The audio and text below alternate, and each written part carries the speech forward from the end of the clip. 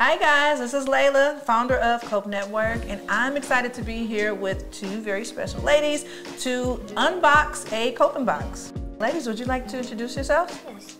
Hi, I'm Gabriella Fish Grace, and this is my mom. Hi, I'm Devon Williams. I am another helper to unbox this coping box with you guys. So this is very exciting, for one, to be here with my daughter Gabriella and also with Devon, who's been a part of Cope Network since the beginning when our boxes were just only brown with stickers, right? Yeah. So now this is a cool time for us to kind of go through it together and tell you guys more about the coping box and what you can expect. So one of the things that is really unique about the box is that it includes a nice letter from us just letting you know how, when, and where to use the coping box, and giving you some examples of ways that you can incorporate it into your daily activities.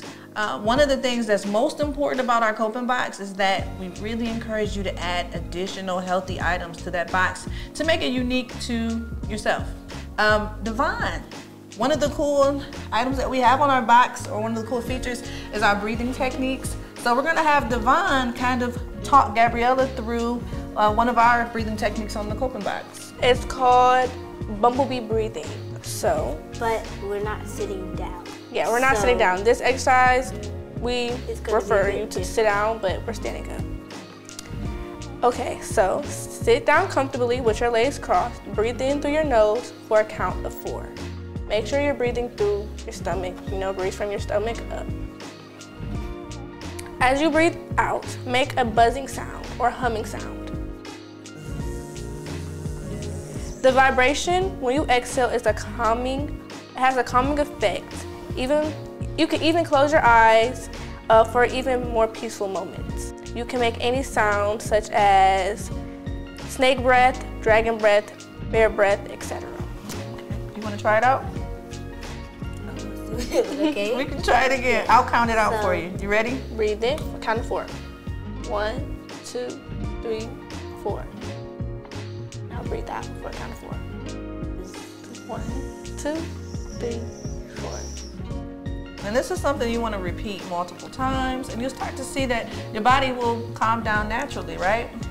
And you can kind of play around with it and use different types of sounds. It's pretty cool. A lot of our students, they tend to like that activity.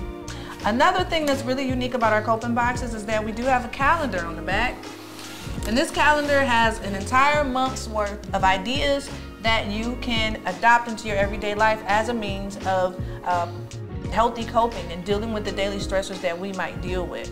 So when you do receive your coping box, be sure to go through it, and you'll also be able to find that some of the things inside of your box will put you in a better position to do these activities.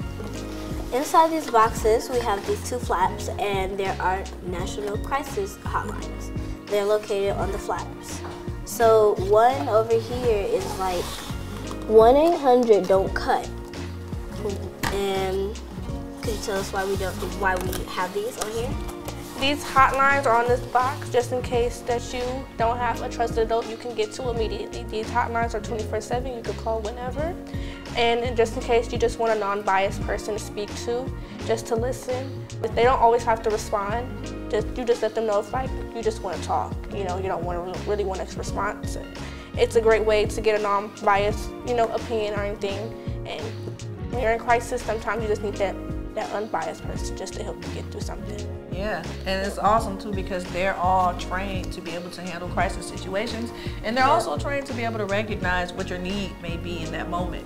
Just like how Devon mentioned, sometimes we just want somebody to listen. Sometimes you just need somebody to listen. Yeah, I might not be looking for advice or for somebody to tell me what to do or opinions, but they also do serve as a great means of being a listening ear for you. Now that we have our coping box open, we're gonna really dive into it. But before we do that, I really wanna point out something that's important, is the fact that our coping boxes now include an information pamphlet. So in this pamphlet, it includes specific details explaining why certain components of the coping box are important and how you can use those as coping skills and coping tools. Also inside, you'll see that there's an area for you to create your own safety plan. And what is a safety plan? Basically, it's your own creation that helps you to recognize where your help is It helps you to recognize your signs of being triggered and things that may sort of set you off. But it's a game plan. So that way when things do happen, sometimes in the heat of the moment, we might forget what to do or who to call. But if you have this to go back to, you can always refer to this, and then you'll be able to get the help that you need. And then of course there's information about self-soothing, which is how we are able to sort of calm our own selves, which is basically one of the major components of our coping box. So now I'm going to have Gabriella and Devon introduce some of their favorite items that you may find in a coping box. So one of my favorite items is this canvas here. The reason why I like the canvas is I can express my feelings in art. Because most of the time, when you might be mad and you might like be hyperventilating and you're like, you could barely even talk, your parents are asking you what's wrong, but you could barely say it. Yeah. Sometimes you might just have to draw it out, write it out, maybe even paint it out. So that's why I like the canvas in the box. Awesome. Thank you for explaining that, Gabriella. Okay, my favorite thing is this affirmation evening box. It has, when you open it, it says repeat after me. And inside the box it has these affirmation cards you can pull out every night. They're nighttime boxes.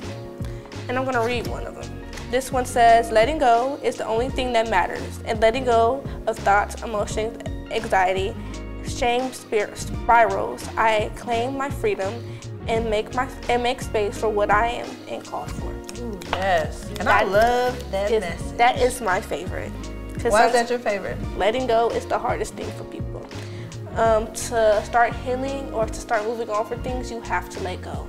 First thing is to let go. Have to let go of things, have to let go of the hardest things that you really don't want to let go to, but at the end of the day, you have to do what's best for you. Letting go is really what's best for you. I agree, especially if you know that you want to go to a different place. Sometimes, in most cases, there's something that has to be let go, that you got to leave behind in order to move forward. And another thing that I do want us all to keep in mind as well, when it comes to our emotions and our thoughts and our feelings, it is okay to feel anyway. You have to at some accept point. them. Yeah, you're gonna be upset, you can be jealous, but it's how long you sit in that emotion. That's what determines whether or not it's harmful to yourself. And that message of letting go is so important, and it is hard. It is hard. It is hard, but it is good to hear that It it's is something good. that you've been able to work through. Yes. Okay. One last thing that I did want to share, and it's our mini grow plants. So this is a nice component to our coping boxes, and I actually just received feedback from one of the schools that received these coping boxes. And they actually have students sending pictures because they've named their plants. So I'm making the suggestion for you to name your plant and watch it grow. And as you're watching your plant grow, think about how you want to grow personally. In what ways would you like to change? But then also too, in that process, what are some things that you would like to let go of as well? All right. So one thing I want to quickly talk about with you guys is this stress ball here. We usually would have like maybe sometimes stress balls with emojis, but now we have our own design labels on the stress balls. They're different shapes. They're a different shape now, and they're blue, as you can see. Also, one more thing, we have these. So sometimes you could be mad, or happy, or sad.